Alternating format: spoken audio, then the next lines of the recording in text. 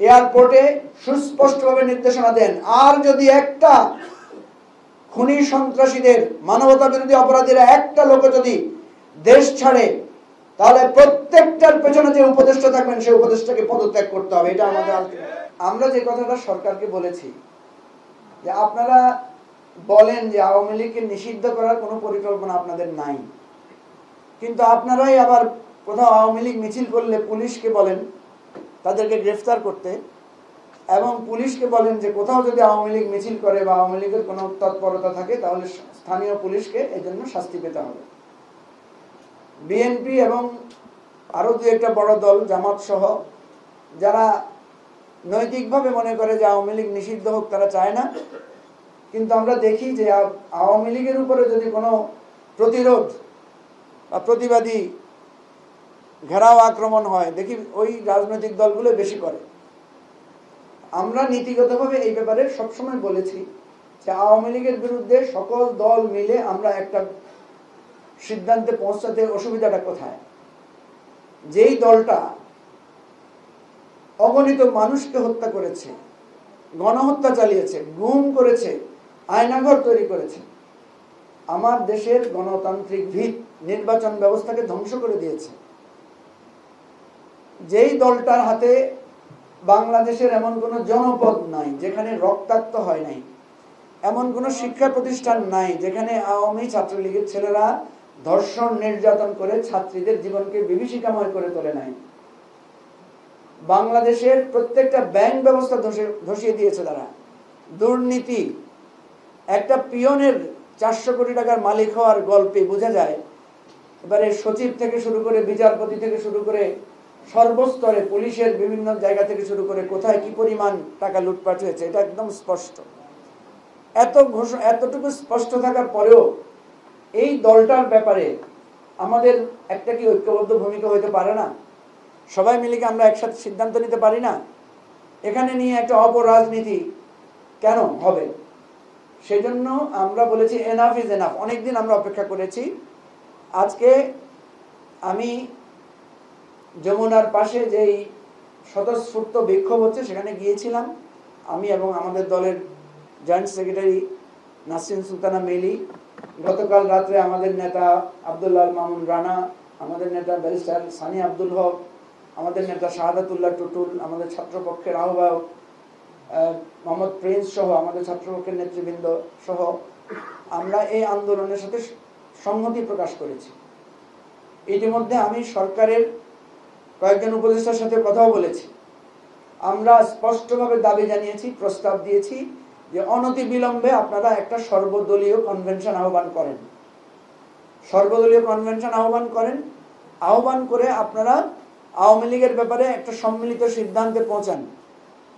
আমাদের দাবি হচ্ছে সাংস্কৃতিকভাবে, রাজনৈতিকভাবে, সামাজিকভাবে প্রত্যেকটা ক্ষেত্রে আওয়ামী লীগের বিরুদ্ধে ব্যবস্থা নিতে হবে, বিচার করতে হবে। পাড়ায় পাড়ায়, মহল্লায় মহল্লায় প্রয়োজনে কমিটি গঠন করতে হবে।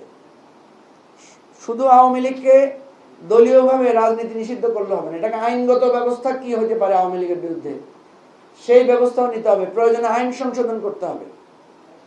আপনারা জানেন আইসিটি অ্যাক্ট যখন হয় তখন ওনারা বলেছেন যে দলীয়ভাবে কারো বিরুদ্ধে ব্যবস্থা গ্রহণের কোনো বিধান নাই। এই যে আমাদের নেতা কর্নেল দিদার সাহেব এখানে আছেন,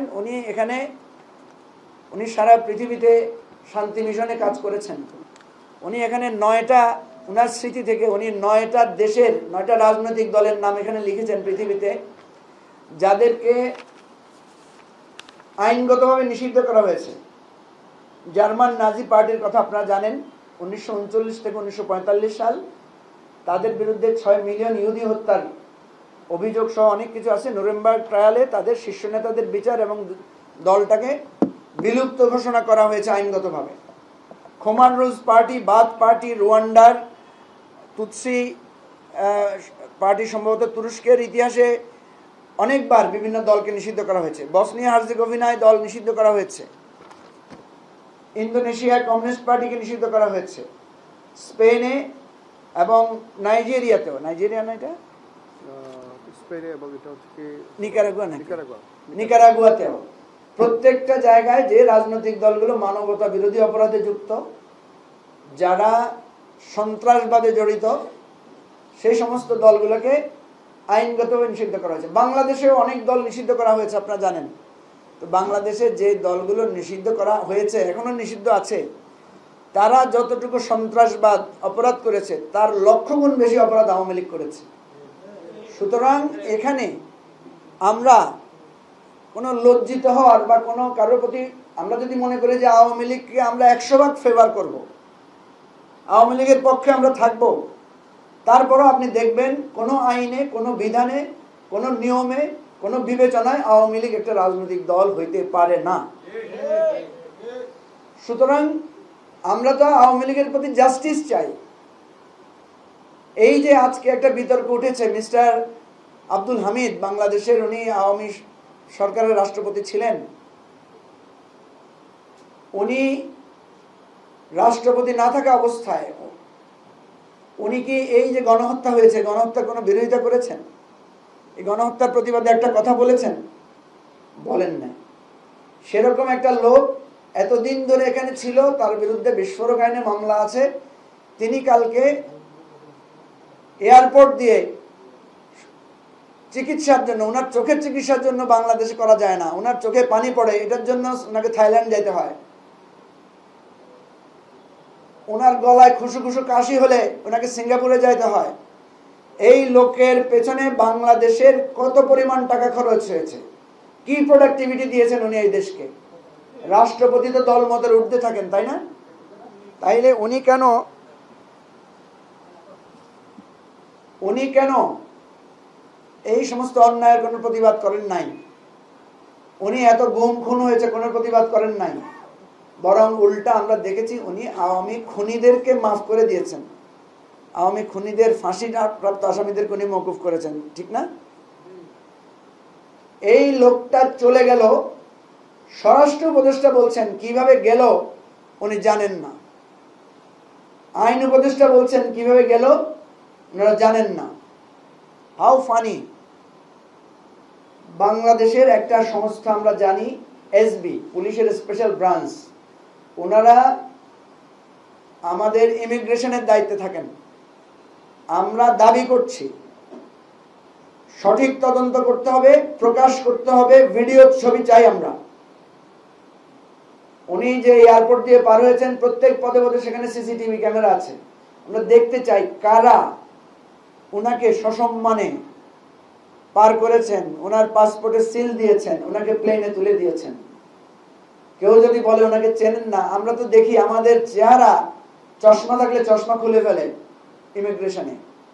আমরা দেখেছি আমাদের নারীদের ওড়না খুলে ইমিগ্রেশনে চেক করে, ছবি দেখে, মিলিয়ে দেখে। কেউ যদি বলে আব্দুল হামিদ মাস্ক পরে পালিয়ে গেছেন, এটা কি, আমরা কি শিশু? আমরা বুঝি না কিছু? আমি নিজে সাক্ষী, এখানে আমাদের অন্যান্য নেতারাও আছেন। টিকিট করার পর আমরা দেখেছি, টিকিট করার পর গোয়েন্দা সংস্থারা জেনে ফেলে আমরা কোথায় টিকিট করেছি, কোন জায়গায় যাব, টিকিট করে ফেলেছি। কোথায় টিকিট করা থেকে শুরু করে মানুষ ট্রেস করতে পারে একজন আসামি বা একজন সন্দিগ্ধ লোক। বা আমরা তো আসামিও ছিলাম না, বহুবার এয়ারপোর্টে আমাদেরকে ঘন্টার পর ঘন্টা দাঁড়িয়ে থাকতে হয়েছে, কোনো মামলাও ছিল না, তারপরও আমরা যেতে পারি নাই, আমাদেরকে আটকানো হয়েছে। তাহলে আব্দুল হামিদ সাহেবের বিরুদ্ধে মামলা আছে, উনি একজন চিহ্নিত আওয়ামী লীগার, তার ব্যাপারে কেন এয়ারপোর্টে কোনো ইনস্ট্রাকশন নাই? আর ইনস্ট্রাকশন যদি না থাকে, উনি যদি বৈধভাবে যেয়ে থাকেন, ওনার যাওয়াটা যদি অপরাধ না হয়, তাহলে কেন আমাদের উপদেষ্টারা এই ধরনের কথা বলছেন? 2-3 জন পুলিশের শুনলাম ব্যবস্থা নেওয়া হয়েছে। এই ধরনের অস্পষ্ট অবস্থা আমরা মানব না। আমরা চাই এই ব্যাপারে সুস্পষ্ট ঘোষণা আসার জন্য। অন্য বিভিন্ন গোয়েন্দা সংস্থা, বিভিন্ন সংস্থাকে দায়ী করলে চলবে না। যারা রিয়েল এটার জন্য ইনভলভ, যারা এটার জন্য প্রকৃতপক্ষে জড়িত, প্রকৃতপক্ষে যাদের উপরে দায়ভার আছে, তাদের এটা আমরা চাই। সুতরাং আব্দুল হামিদের দেশ ত্যাগের বিষয়টা নিয়ে তদন্ত করে 3 দিনের মধ্যে আমরা চাই দায়ীদের বিরুদ্ধে ব্যবস্থা নিতে হবে। এবং আপনারা আল্লাহর ওয়াস্তে এই সরকারের কাছে আমরা অনুরোধ করব, আপনারা এগুলো বন্ধ করেন। আমরা ছাত্রদের কাছে গিয়েছিলাম, আমরা আশা করব এই ধরনের খুনিদের বিচারের জন্য আপনি কষ্ট পাবেন। আমাদের শহীদ পরিবারের সদস্যরা, আহতরা হাসপাতাল থেকে এসে রোদের মধ্যে সেখানে তারা রাস্তায় অবস্থান নিয়েছে। আমরা দাবি করব, রাস্তায় অবস্থান নিলেই শুধু আপনারা দাবি মানবেন, রাস্তায় অবস্থান নিলেই শুধু আপনারা কথা শুনবেন, এই সংস্কৃতিটা বন্ধ করেন। আপনারা নিজ থেকে ডক্টর ইউনূসকে কিভাবে কষ্ট দিয়েছে, কিভাবে অপমান করেছে, বিএনপির নেতাদেরকে কিভাবে অপমান অপদস্থ করেছে, আমাদেরকে কিভাবে অপমান অপদস্থ করেছে, আমরা এর প্রতিশোধ না, আমরা এর ন্যায় বিচার চাই। আমরা বলছি না যে বিনা কারণে তাদেরকেও একই পরিণতি ভোগ করতে হবে, না, আমরা বলছি সুস্পষ্ট তদন্ত বিচারের মাধ্যমে ব্যবস্থা নিতে হবে। সুতরাং আমাদের কথা পরিষ্কার, খুব দ্রুত জাতীয় কনভেনশন ডাকেন। আওয়ামী লীগের দলের ব্যাপারে প্রত্যেক দলের একমত নিয়ে, যেমনি ভাবে সকল দলের মতামত নিয়ে আপনারা প্রধান উপদেষ্টা বা বিভিন্ন উপদেষ্টা হয়েছেন, সেইভাবে আওয়ামী লীগের ব্যাপারে একটা ঐক্যমতে পৌঁছান। সাময়িকভাবে আওয়ামী লীগকে নিষিদ্ধ করেন, তারপর আইনগত প্রক্রিয়া শুরু করেন। তারপরে আওয়ামী লীগের শুধু দলকে নিষিদ্ধ না, আওয়ামী লীগের নেতা কর্মী যারা সন্ত্রাস, মানবতা বিরোধী অপরাধ, গুম, গণহত্যা, নির্বাচন ব্যবস্থা ধ্বংস করা, দেশের অর্থ পাচারের সাথে জড়িত, এদের প্রত্যেকের রাজনৈতিক অধিকার স্থগিত করতে হবে। এরা কেউ বাংলাদেশের নির্বাচনে অংশগ্রহণ করতে পারবে না। আর এরা যদি নির্বাচনে অংশগ্রহণ করে, এবি পার্টি সকল গণতান্ত্রিক শক্তিকে বলবে, আমরা সবাইকে মিলে সেই নির্বাচন আমরা বর্জন করব। সরকারের কাছে এটা সুস্পষ্টভাবে আমরা এই কথাটা পৌঁছাতে চাই। অতএব আমাদের যে সমস্ত ছাত্র জনতা রাজপথে আন্দোলন করছেন, আমরা তাদের প্রতি সংহতি জানাই এবং সরকারকে বলবো আপনারা ব্যাপারে ব্যবস্থা নেন এবং অবিলম্বে এয়ারপোর্টে সুস্পষ্টভাবে নির্দেশনা দেন। আর যদি একটা খুনি সন্ত্রাসীদের, মানবতা বিরোধী অপরাধীরা একটা লোক যদি দেশ ছাড়ে, তাহলে প্রত্যেকটার পেছনে যে উপদেষ্টা থাকবেন সেই উপদেষ্টাকে পদত্যাগ করতে হবে। এটা আমাদের আলটিমেট।